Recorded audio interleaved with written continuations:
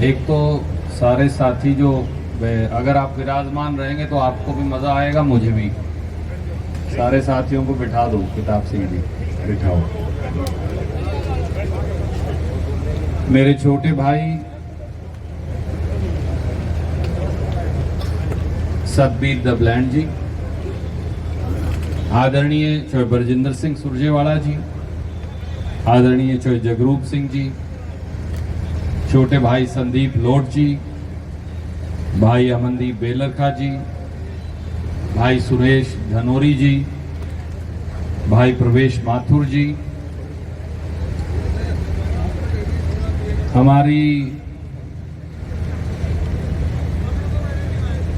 हमारे बहुत ही आदरणीय जींद से विशेष तौर से आए पंडित रघुवीर भारद्वाज जी, भाई विजेंद्र ठरवी जी, भाई अशोक मलिक जी,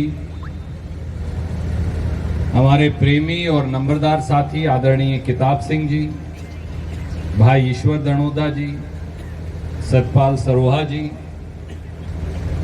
भाई कैलाश सिंगला जी, जियालाल गोयल जी, भारत भूषण जी, भाई रोहताश जी, भरत सिंह मलिक जी, छोटी बहन दर्शना जी, भाई सुशील कौशिक जी, जयदेव बंसल जी, भाई बड़े भाई सज्जन सिंगला जी, मेरे छोटे भाई आशुतोष शर्मा जी, जयदेव बंसल जी, राजू एमसी जी, भाई रणधीर जी एफसीआई प्रधान, डॉक्टर रामनिवास जी, गुरुदेव उझाणा जी, बलवान राठी जी, पालेराम वाल्मीकि जी, करमवीर सैनी जी, शमशेर राठी जी, संजीव दणोदा जी, पूर्व सरपंच बद्दोवाड़ा पालाराम जी, मास्टर होशियार सिंह जी, करम सिंह जी, नफे सिंह जी, मंच पर विराजमान और मेरे सामने बैठे सभी बड़े बुजुर्गों, मातृशक्ति नौजवान साथियों,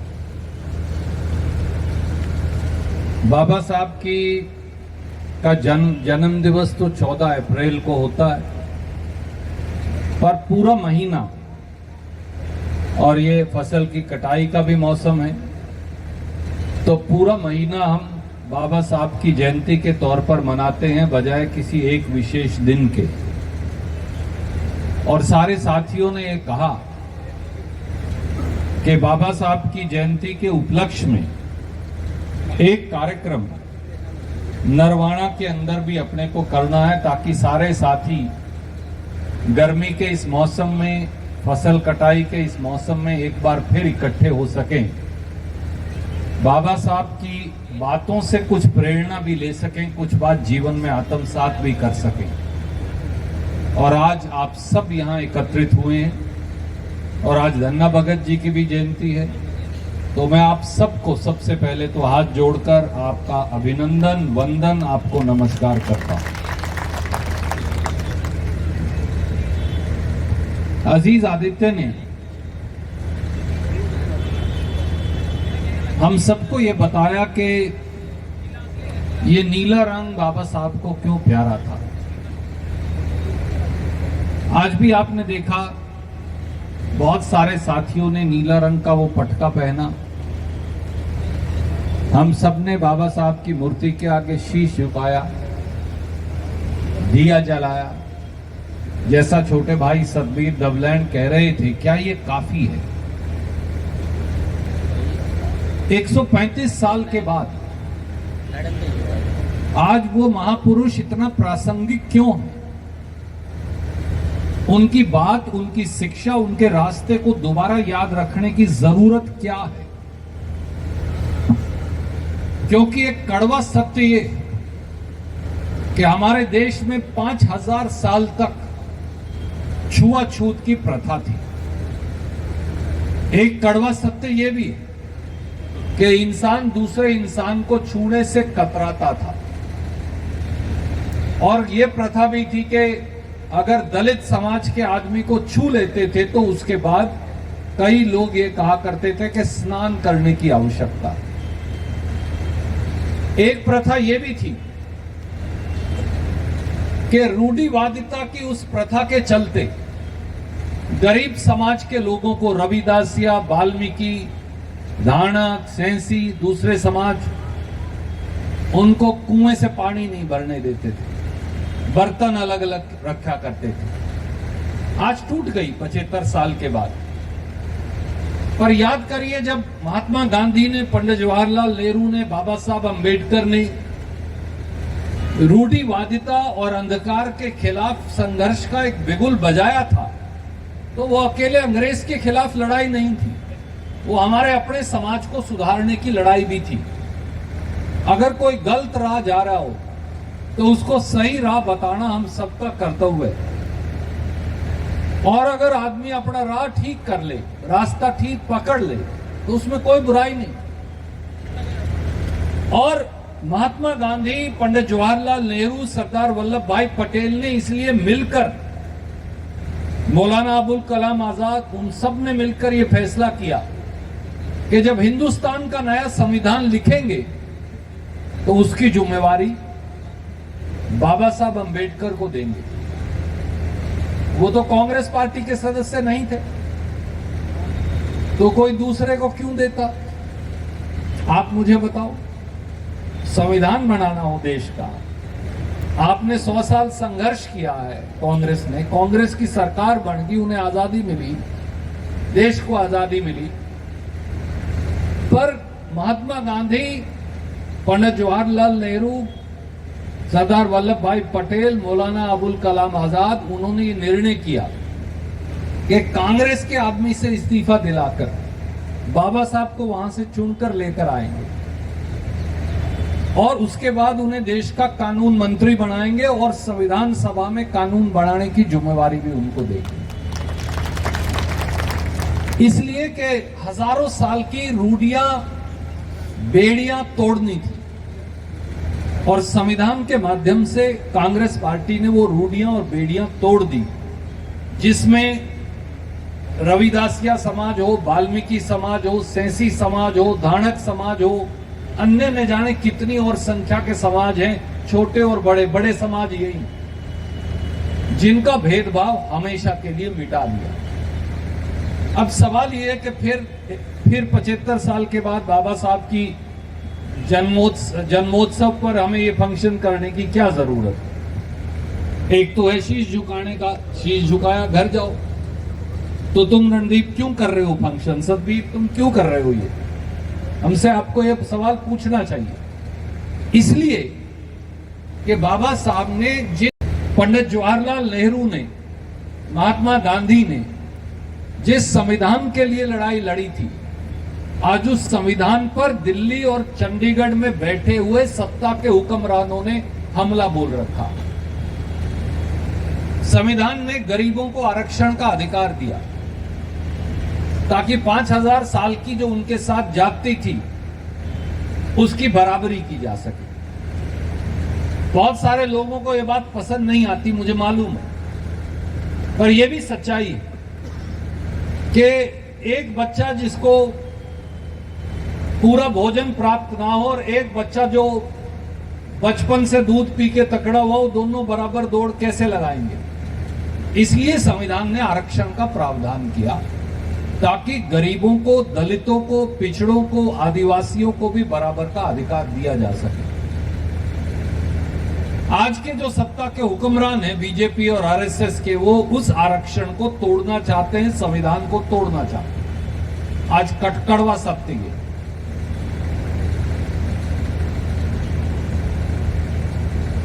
भूषण जी बैठे हैं, एक दिन उन्होंने मुझे एक सवाल किया, 4-5 हफ्ते पुरानी बात हो, कैसे तोड़ सकते हैं संविधान? वो तो बन गया, ठीक बात थी।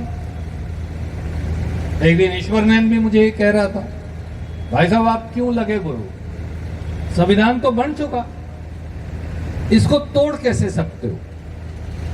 मैं बताऊं कैसे तोड़ सकते। ये सबसे पहले संविधान में जो सबसे गरीब हैं, ये उनको, उनके अधिकार तोड़ना चाहते हैं। मैं आपको 2 लाइन पढ़ के बताता हूं जो आरएसएस के प्रमुख मोहन भागवत जी ने इससे पिछले बिहार के चुनाव में कहा था। उन्होंने कहा आरक्षण पर फिर से विचार करने की जरूरत है, यानी तोड़ दो, एससी, बीसी, एसटी का अख्तियार छीन लो। यहां शायद अमनदीप कह रहे थे 2000 में पहली बार बीजेपी की सरकार बनी, लगभग 68-70 साल के बाद। सबसे पहला काम अटल बिहारी वाजपेयी जी की बीजेपी की सरकार ने किया, संविधान समीक्षा आयोग बिठा दिया, यानी इस पे पुनर्विचार करना, यानी तोड़ना। सोनिया गांधी जी उन दिनों कांग्रेस की अध्यक्ष थी, मैं भारतीय युवा कांग्रेस का अध्यक्ष था हिंदुस्तान का। हमने बहुत बड़ा आंदोलन रचा और उनको कदम पीछे खींचने पड़े। ये वो लोग हैं जिनके हाथ में आज देश और हरियाणा की सत्ता हथिया ली, जिन्होंने बाबा साहब की शव यात्रा भी निकाली थी और पुतले भी फूंके थे। मैं आपको तारीख बताता हूं। आजकल तो ये टेलीफोन पे सब ले रहे हैं ना, ये पकड़े खड़े हैं ये डॉक्टर, इस पे आप करके देख लीजिएगा, आ जाएगा। 12 दिसंबर 1949 को बीजेपी के जो पितृ संगठन हैं, जनसंघ और आरएसएस, उन्होंने रामलीला ग्राउंड दिल्ली में बाबा साहब का पुतले को आग लगाई थी। क्यों?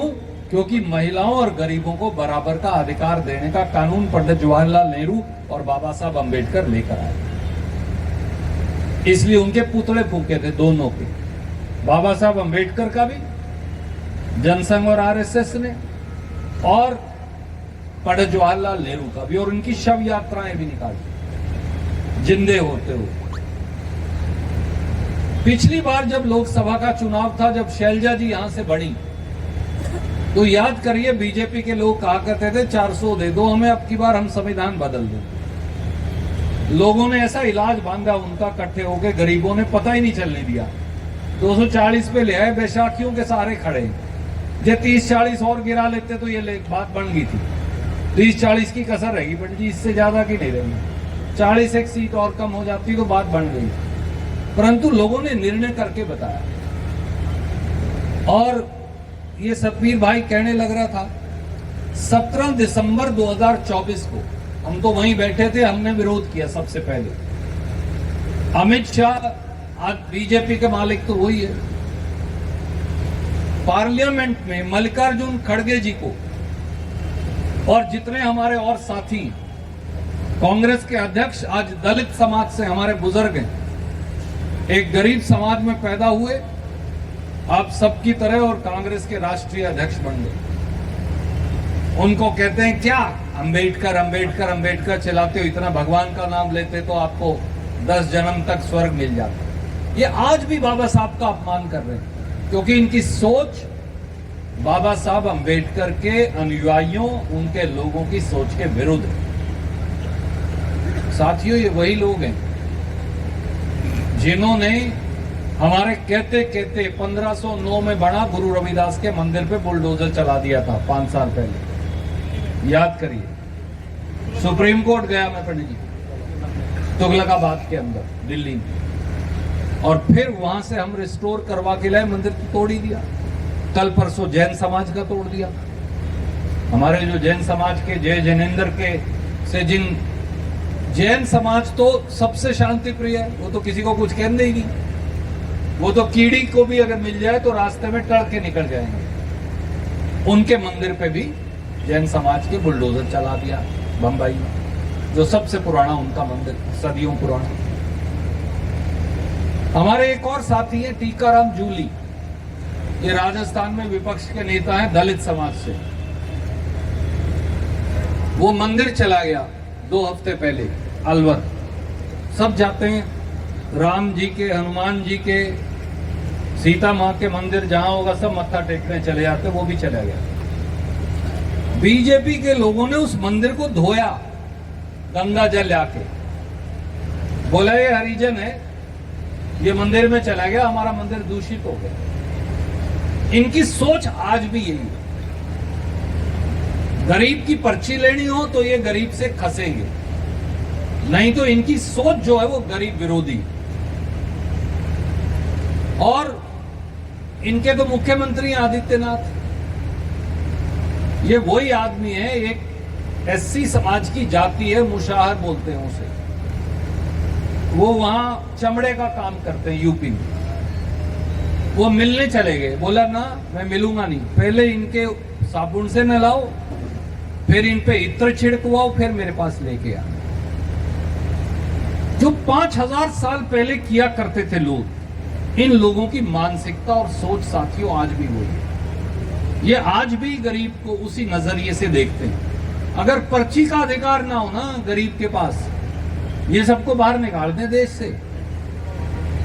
ये तो इसलिए टॉलरेट करते हैं कि हमारे पास पर्ची का अधिकार है गरीबों के पास। अगर गरीबों के पास, दलितों के पास पर्ची का अधिकार ना हो तो ये बिल्कुल बाहर निकाल दो। सतबीर भाई बात कर रहे थे कि नौकरियां चली जाएंगी। नौकरियां तो जा चुकी।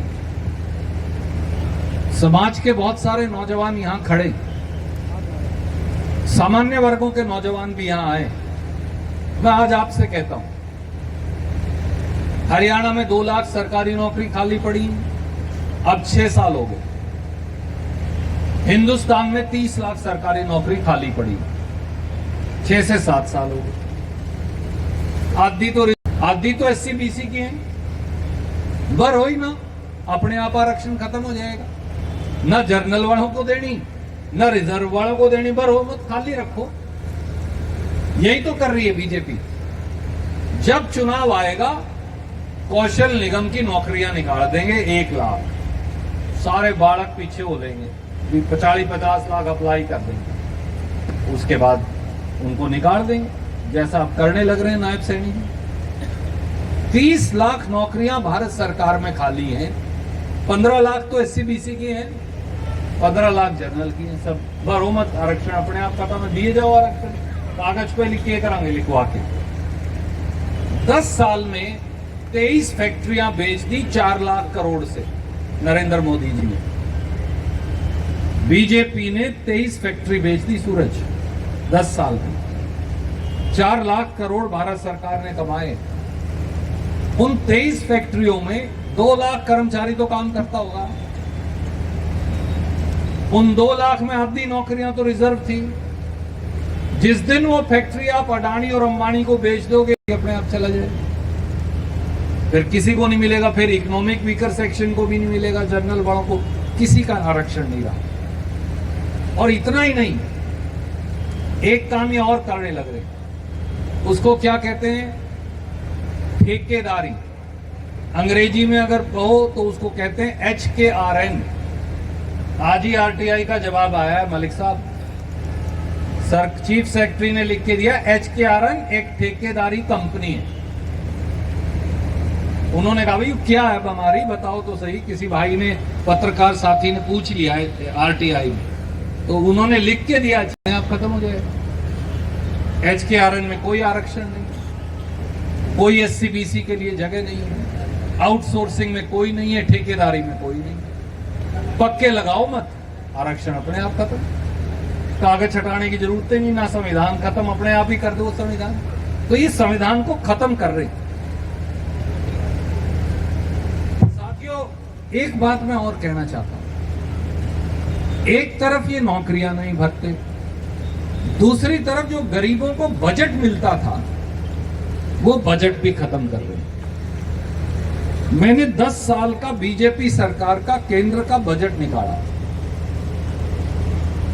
2019-20 से 2023-24 तक, मैं आपको लिख के भी भेज रहा हूं। तो पता चला कि जो SC समाज को, BC को नहीं, BC के अलग है, SC समाज को दिया जाने वाले पैसों में से 67,037 करोड़ खर्चे नहीं करा, हो गया खत्म अपने आप। मैं इसको कह दूं भाई 1000 रुपये ले लेके दे, बोला देने दवाने को कुछ नहीं है, रखूंगा अपनी गोद में, फायदा क्या।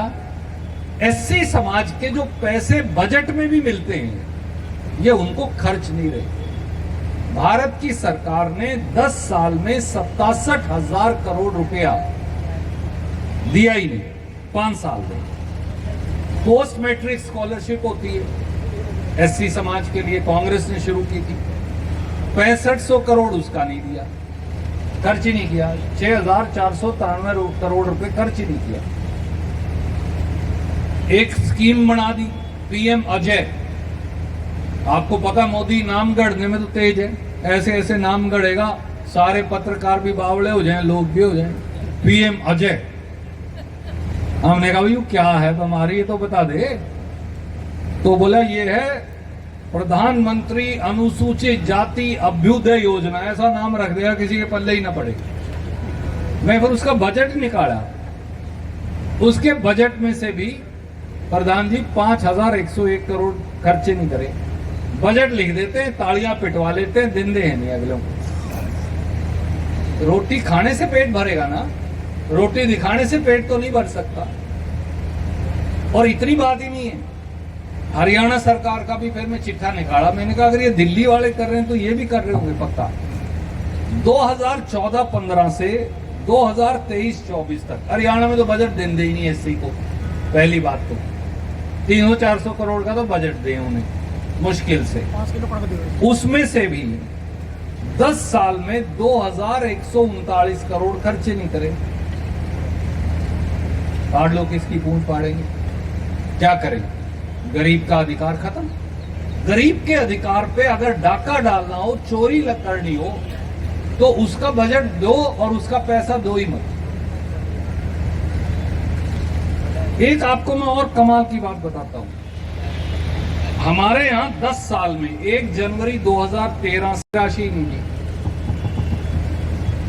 ये मैं नहीं कह रहा, आरटीआई में लिख के लिए हमने 9,43,000। और बालक कितने हैं हमारे यहाँ? 25 लाख बच्चे, 30 लाख बच्चे स्कूल जाते होंगे, उनमें से आधों को आपने वजीफे की राशि नहीं दी जिन्होंने अप्लाई किया। 9,43,605 बच्चों को सरकार ने जवाब दिया कि हम स्कॉलरशिप की राशि नहीं दे पाए एससी समाज को। और जो पोस्ट मैट्रिक स्कॉलरशिप है उसके 50% पैसे खर्चे नहीं करे। कैसे चलेगा दलित समाज? क्या ये सपना है क्या बाबा साहब का जो हम पूरा कर रहे हैं? जो बाबा साहब के अनुयायी हैं, जो बाबा साहब के बंदे हैं, जो बाबा साहब के चिन्हों पर चलने वाले व्यक्ति हैं, उनका आरक्षण छीन लो, उनका पैसा छीन लो, उनके अधिकार छीन लो, उनके संवैधानिक अधिकार छीन लो, उनका बजट छीन लो, फिर बच क्या गया? इसीलिए 135वीं जयंती पर हमने लिखा संविधान तो बचाओ और अधिकार भी बचाओ।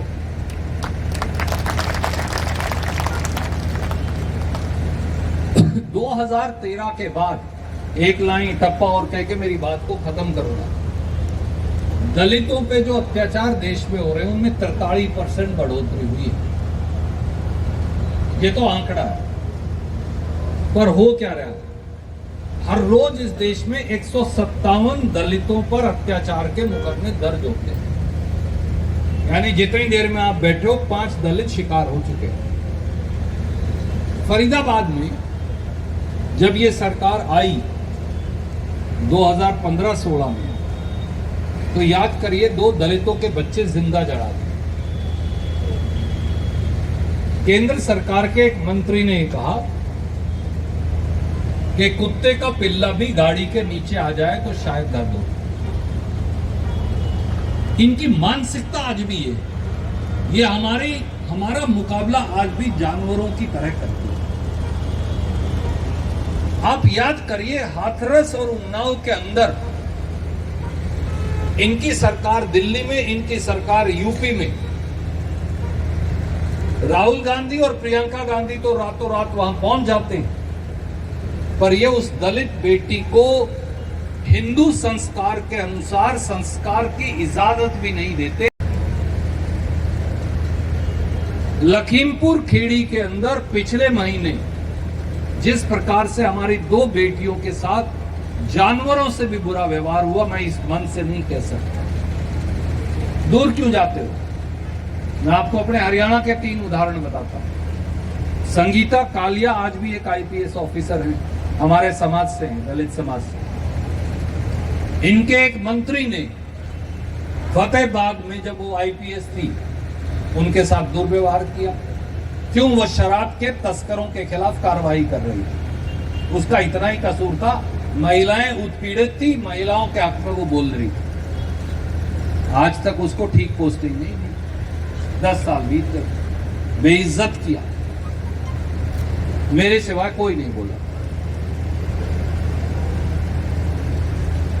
आज भी उस संगीता कालिया को इसलिए खुदे लाइन लगा के रखा गया कि वो एक दलित अधिकारी है। मैं नाम नहीं लेना चाहता था, उसका और नुकसान ना हो, और मुझे कहना पड़ा। विशंबर दास वाल्मीकि बीजेपी का एमएलए था, इससे पिछली विधानसभा में।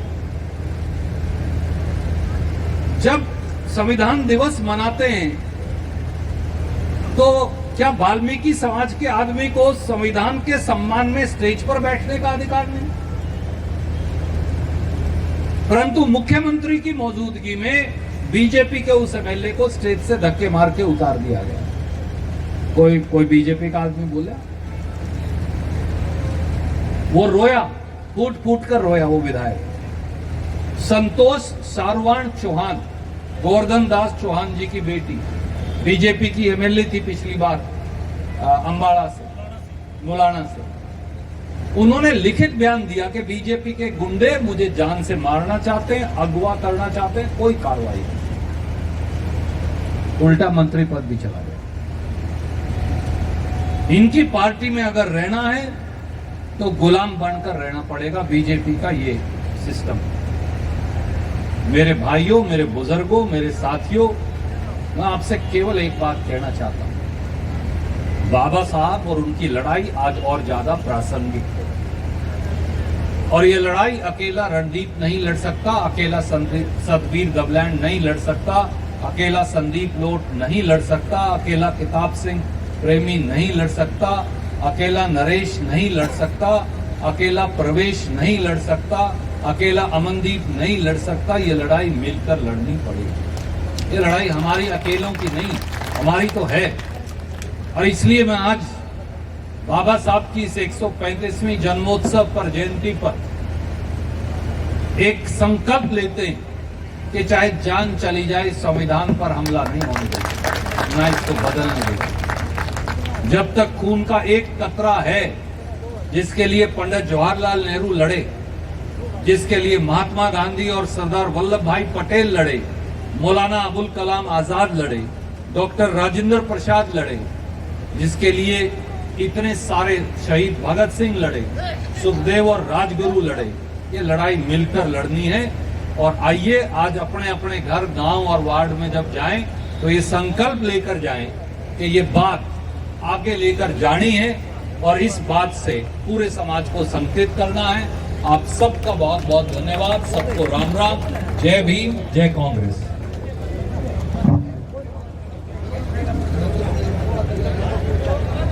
एक किसी का पर्स गिर गया था, इनको मिला है साथी।